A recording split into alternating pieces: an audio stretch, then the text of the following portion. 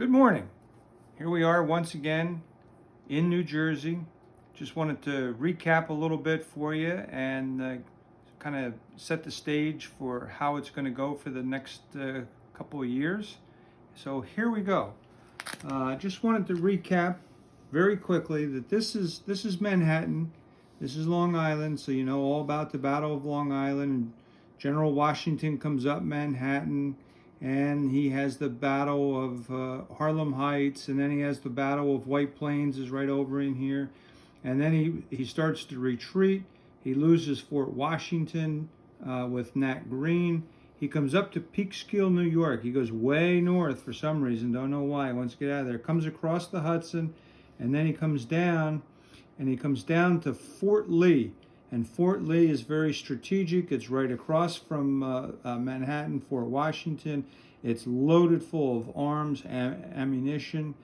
He gets down here, and the British are coming across the river. He abandons the fort. He's demoralized. And so he starts his retreat down, and he starts going this way. He's coming across New Jersey, and he comes down through Newark. And then he goes through New Brunswick. He gets down to New Brunswick. And then he gets, here's New Brunswick. And then he comes down, and he comes over to this little town called Princeton, New Jersey, my hometown. This is where I was born and raised. I played as a kid on the battlefield of the Battle of Princeton several hundred years later, but I played Army there.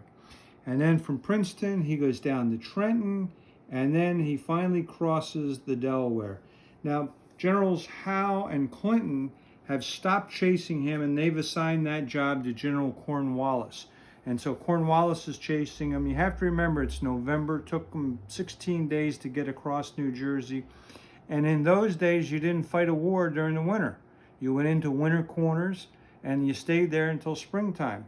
So Howe and Clinton go back to New York City, and they're hanging out in New York City, and General Cornwallis is chasing Washington. He gets tired, and he just goes back to Washington, or back to New York City as well. So Washington crosses the Delaware, goes into Pennsylvania, and makes camp.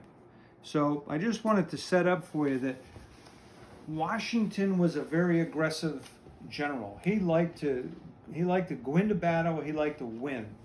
And his track record wasn't very good. He didn't have a very good fighting force. He was plagued with desertion, sickness, illness. His generals were not all experienced. And so when he left Fort Lee, he was demoralized, as was his troops. He left Fort Lee with about 4,000 troops, and probably around 1,800 of them to 2,000 would their enlistments would end on December the 31st of that year. So they were going to leave in just in about a month. So Washington was trying to get this all together. He was trying to figure out what to do, how he was going to fight this war, and where he was going to go. So with that, we're going to leave Washington in Pennsylvania for a while, and we're going to go north. We're going to go to what is now Vermont and New York, and we're going to go to one of my favorite generals. I think he's the most misunderstood general there is, Benedict Arnold. Benedict Arnold was a fabulous warrior and a strategist, and just to say that he was just gutsy. And we're going to talk about him for the next couple days. We're going to go over some of his battles, and then we'll let him sleep for a little bit. So please stay tuned, because Benedict Arnold is a phenomenal guy. He's great. So we'll look forward to seeing you tomorrow. Take care, and thanks for the brief little lesson today.